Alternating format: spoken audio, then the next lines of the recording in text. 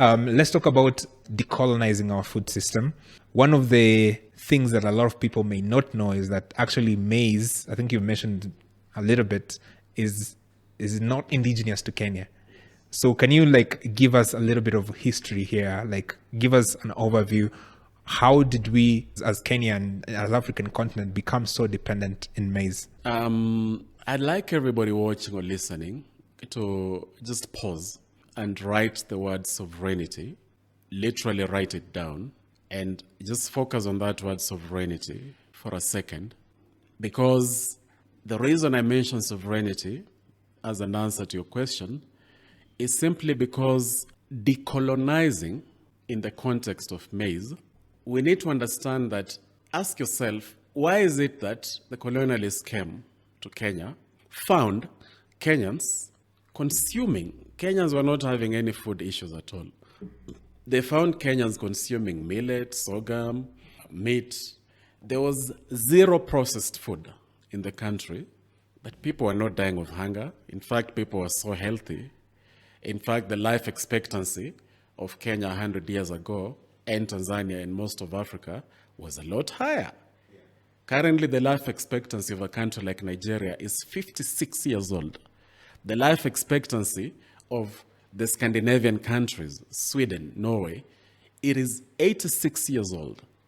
So how is it that you have a whole 30 years difference? It means that in a country like Kenya, when our life expectancy was higher before the colonialists, one of the reasons was the food. It was the millet, it was the sorghum, it was that best starch that our people were consuming.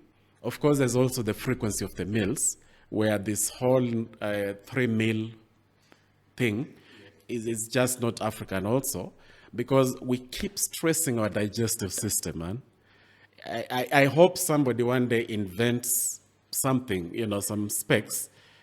If I look at you, Brian, I can see how there's a lot of food competing to be digested. Because if you're able to do that and I'm able to do that, what will happen is that we will begin to have a different relationship with food.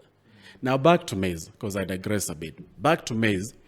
The reason that the British colonialists then introduced maize was because they wanted to control our food system so that they can control our labor. Maize was a lot easier because it's not small grains like millet and sorghum. They could plant this maize, they could get people to plant the maize, then they're the ones who have to grind it.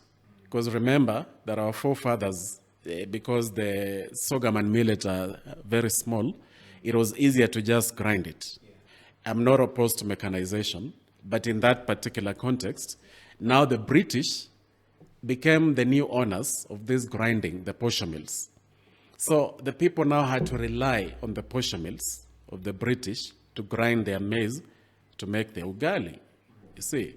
And then when the British also introduced, when you have laborers and you want them to be as strong as possible to do whatever work they are doing, and then now they introduced specific meal times so that these people between 2 and 3, now they're going for lunch to consume this ugali from maize.